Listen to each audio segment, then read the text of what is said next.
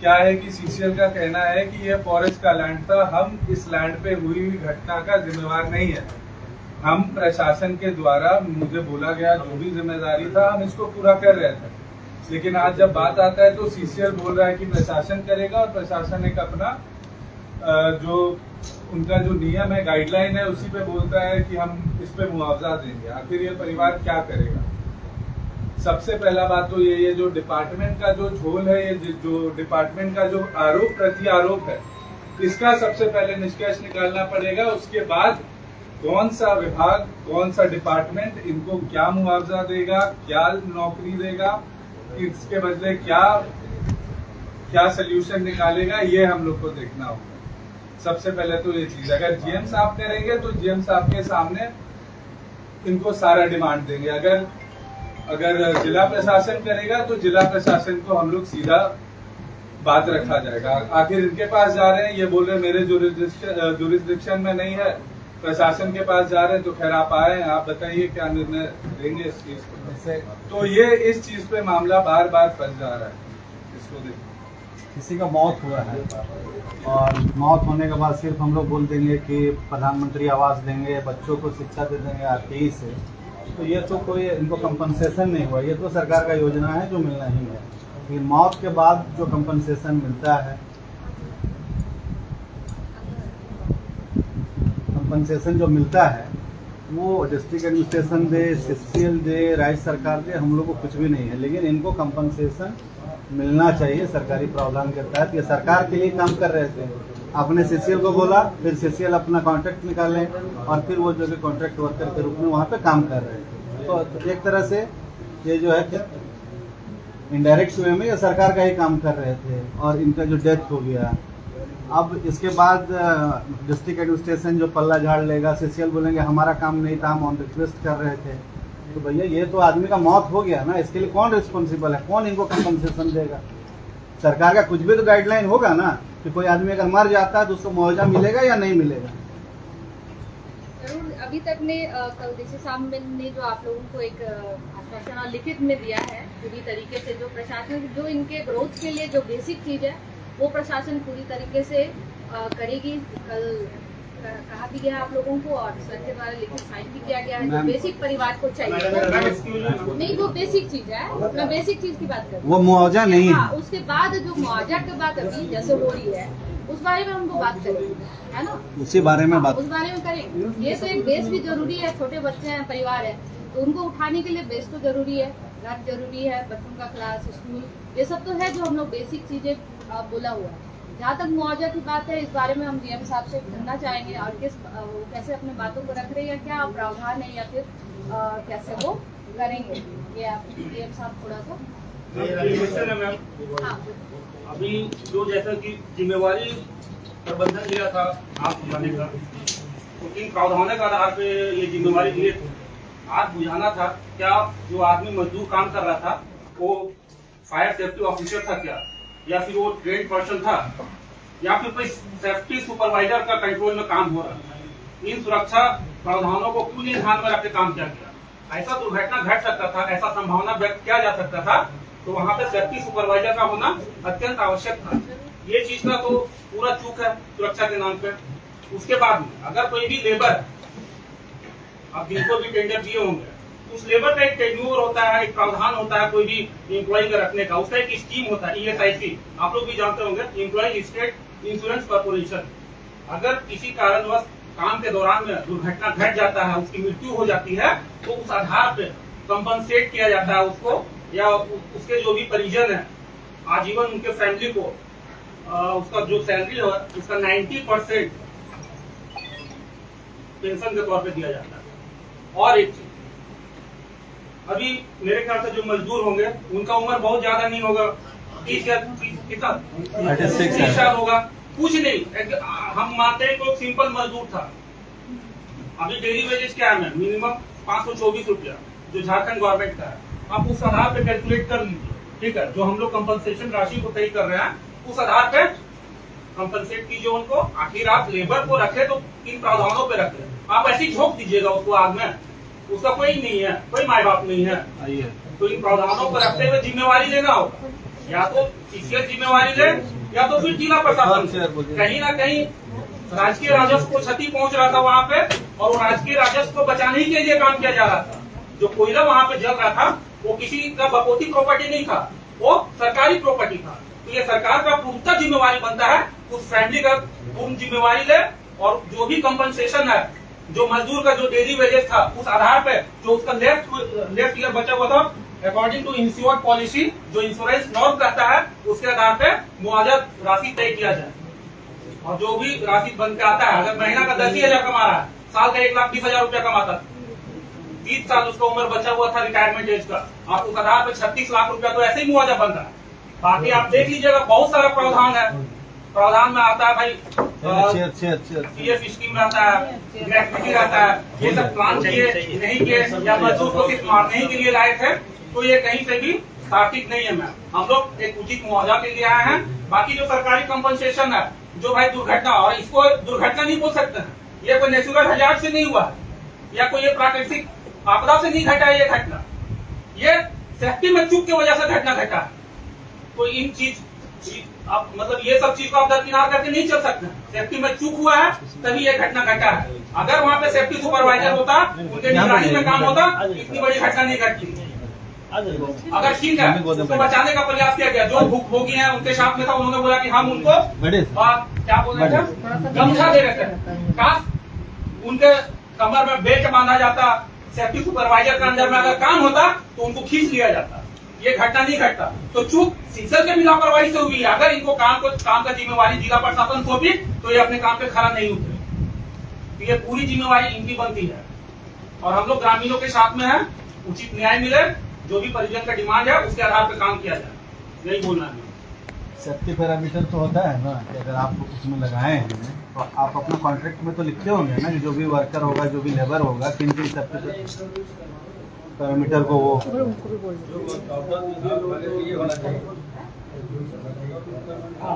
Central government का PSU है, ESI उसका है या नहीं है, ESI नहीं है तो WC पॉलिसी लिया था कि नहीं लिया था, उससे तो कंपनसेशन उसको मिलेगा ना।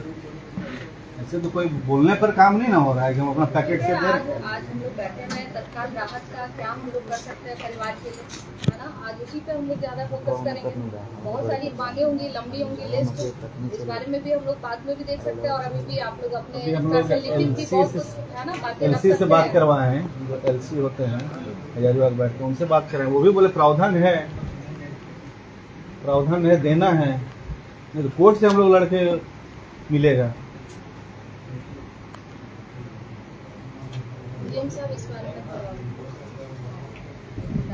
आपके स्तर से क्या क्या हो सकता है वो हम लोग जानना चाहते हैं।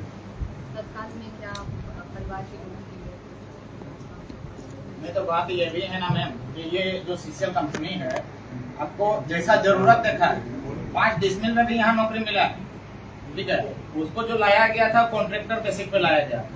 पहली बात तो सेफ्टी उसका कोई आधार नहीं बनाया, कुछ भी नहीं। अगर सेफ्टी बेल्ट लगाया हुआ रहता, रस्सी बांधा हुआ रहता, वो नीचे जाता ही नहीं जाता, उसको पकड़ के लड़का रहता जो भी उसके साथी था, जैसे वो गिरता उसको खींच लिया जाता, ठीक है। तो वो जानबूझ के अभी जो रविदा हमारे बोल रहे हैं, वो जानबूझ के उसको मरने के लिए छोड़ा गया नेग्लिजेंसी है एकदम। अगर सेफ्टी सुपरवाइजर रहता तो ये चीज होता नहीं, क्योंकि उसको नजर के सामने वो वर्क होता, वो जो हालात अभी हुआ है ना वो चीज नहीं पैदा होता वहां से। तो सबसे पहली बात की जो पीड़ित महिला है, उनका तो जो छोटा छोटा बच्चा है, बेसिक को जो आप लिखे हैं वो तो रहेगा ही रहेगा, लेकिन सीसीएल में उसको परमानेंट नौकरी चाहिए। वो आप पैसे करिएगा उसको मुआवजा तो मिलेगा ही मिलेगा, लेकिन उसको नौकरी चाहिए। हाँ, परमानेंट नौकरी चाहिए उसको। जिला प्रशासन मैडम से भी अपील रहेगा कि अभी बहुत सारा अवैध माइनिंग चल रहा है, जहाँ की सब मजदूर को छौंक दिया जा रहा है। आप लोग को यह संज्ञान में है कि नहीं, हम यह जानना चाहते हैं आपके माध्यम से। और पूरे क्षेत्र में आप ही लोग के द्वारा हम लोग एक और बात बताना चाह रहे हैं, पूरा क्षेत्र में गरीब मजदूर को वहाँ पे झोंक दिया जा रहा है। कोई मतलब नहीं कि वहाँ कौन सा गैस निकल रहा है कि नहीं निकल रहा है। आपको मालूम है कि कोल इंडिया कोयला जहाँ खनन होता है 9 प्रकार के गैस निकलता है, और वहाँ पे जहरीला भी रहता है, सेकेंडों में मर सकता है लोग, लेकिन उसका भी कोई पालन नहीं। सीसीएल में आंख मूंदा हुआ, पता नहीं ऊपर से पैसा ले रहा था प्रबंधक, किस पर जवाब दिया जाए। और जितना यहाँ वैकेंसी निकला है सब आउटसोर्सिंग आ रहा है, आउटसोर्सिंग में मजदूरों को जबरदस्ती ठेल दिया जा रहा है क्या मतलब रखा है? जो हमारा सीसीएल नंबर 1 कहलाता है पूरे झारखंड में बढ़िया मैंने प्रोडक्शन करने में, रेवेन्यू जनरेट करने में। तो आप लोग के माध्यम से यह भी मैं बात रखना चाहता हूँ कि जो नौजवान यहाँ पे पढ़ लिख कर टेक्निकल इशू में पड़ा हुआ, उस पर संज्ञान लेके आप लोग इस पर करिए। और आज का तत्काल का मैटर जो अभी हम लोगों ने वहाँ मुआयना करके आया उस फील्ड से, वहाँ अभी भी आग धधक रहा, अभी भी आग धधक रहा। सीसीएल प्रबंधक यह बतावे कि उसको कितना दिन में उसको मैंने कंप्लीट करके बंद करा जाएगा। तो अभी एक समाया कल हो गया और कई को समाया, इसका कोई हिसाब नहीं है। और वहाँ पे लोग खेती बाड़ी विचरण करता है, गाय गरु जानवर भी हमने देखा वहाँ फील्ड में, आप भी जाके देख सकते हैं या देख के आए होंगे। और वहाँ एकदम तुरंत पूरा बैरिकेटिंग लगाया जाए, यह मांग है मेरे तरफ से, जेल गेम पार्टी के तरफ से। पूरा क्षेत्र में जहाँ अभी आपका आग लगा हुआ है, जो धधक रहा है, पूरा फ्यूमस निकल रहा, तरह तरह के जहरीला गैस निकल रहा, एक तो जबे किया और कितना लोग जागा, इसका कोई हिसाब किताब नहीं। आप आए, आपका बहुत बढ़िया बात है कि हम लोग के बीच में आप आए और इसको समस्या को त्वरित संज्ञान में लेते हुए फौरन एक्शन करा जा और कम से कम मुआवजा उनको 1 करोड़ से कम नहीं दिया जाए। मैम वहाँ पे आप जाए तो निश्चित घटना स्थल पे मैम आप पहुँचे हैं क्या? पूरा पहुँचे हुए हैं तो बगल में दामोई ढेरा नदी गया हुआ है मिलन, ठीक है। अगर आग लगा हुआ 2 महीना हो गया, ठीक है, 2 महीना हो गया है। अगर चाहते तो वो उस पे बांध दिया जाता नदी को, कवरिंग कर देते हैं, कवरिंग भी तो कर देते हैं कि कोई आदमी। नदी का पानी इधर हो जाए। इनसे बोलने दीजिए। सवाल का जवाब पूछा। जीएम साहब आपसे चाहते हैं कि क्या अभी इधर से बात आने दे, इसमें हम लोग हेडक्वार्टर से बात करके ही बता सकेंगे। हम लोग कुछ भी करने नहीं कर सकते, क्योंकि हम लोग का जो ये है खनन प्रक्रिया हमारे खजाने में। आप लोग जो बात अभी रख रहे हैं, हम वो सारी बातें डीसी साहब से हम जरूर रखेंगे। और जितना प्रशासन अपनी तरफ से है ना पूरी कोशिश करेगा इस बात को ऑफिसरी अथॉरिटी पे लाने के लिए। बाकी जीएम साहब से भी हम सुनना चाहेंगे कुछ, और कि वो इस बारे में क्या कहना चाह रहे हैं। मैम हम लोग हेडक्वार्टर से बार बात किए, बोले हम लोग डीसी साहब के निर्णय से के आगे नहीं जा सकते। और उसके बाद जो भी उन्होंने कल रात में निर्णय लिया है और लिखित में आश्वासन दिया है, हम लोग उसके साथ रहेंगे और उसके आगे हम लोग नहीं जा सकते। 3-4 बार हमने बात की है और 3-4 बार हमको यही रिपोर्ट मिला है कि भाई आप इसके आपको कम्युनिकेट कीजिए प्रॉपरली कि आप डीसी साहब के निर्णय के साथ।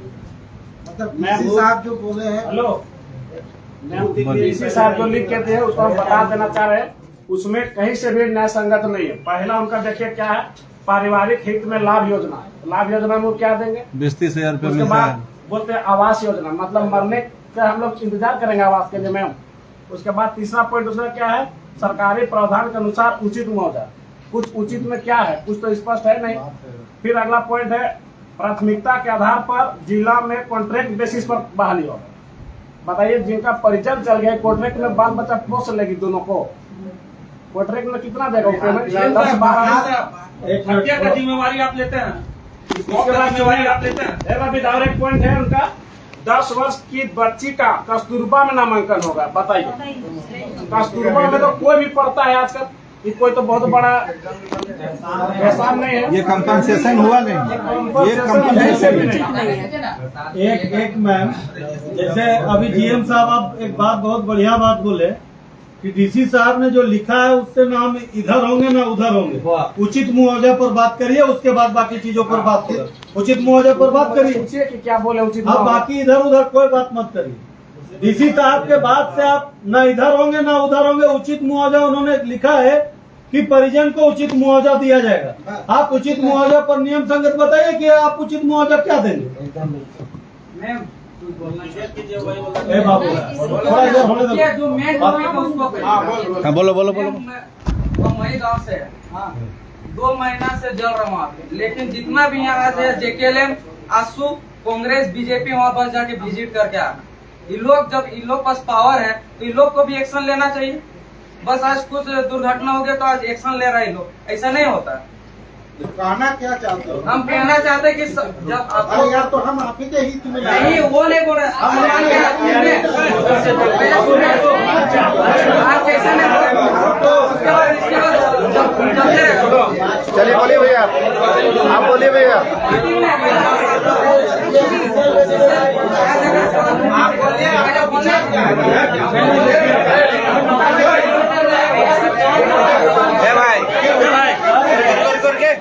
लेकिन बोलने की चल जाएगा। क्या बोल रहा है कि व्यक्तिगत पार्टी इन्वॉल्व नहीं हो उसका भावना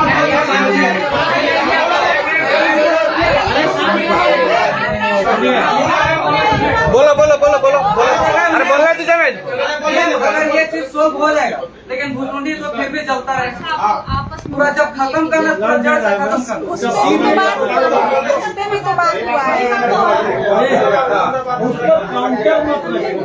उस गांव में रह रहा उसका भावना है, वो भावना रख दिया कि भाई अभी घटना हुआ है तभी सब पार्टी के लोग आए हैं, लेकिन आज के बाद आप लोग चले जाइए, उसके बाद क्या हो? उसका भावना गौरव का भाव खत्म करिए, उस पर काम कर ठीक है।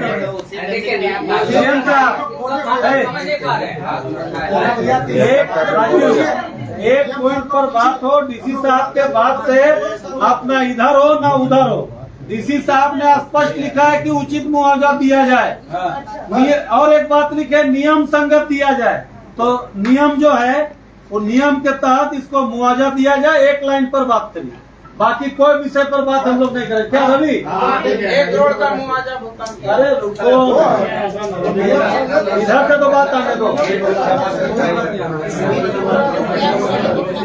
बाकी कोई बात पर बहस करने की आवश्यकता नहीं। ना सही है, पॉइंट में बात कीजिए,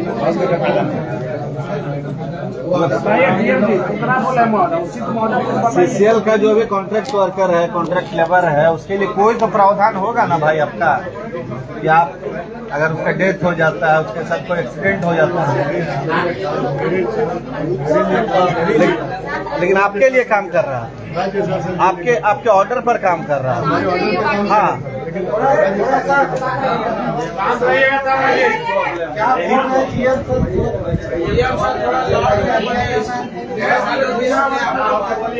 बोलिए एक बार आपको लगता है तो आप एक बार डिस्कस कर लीजिए बढ़िया से।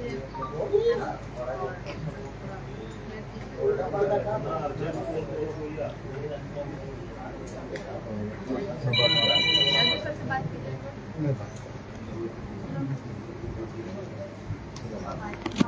बात कर दे रहा हूँ।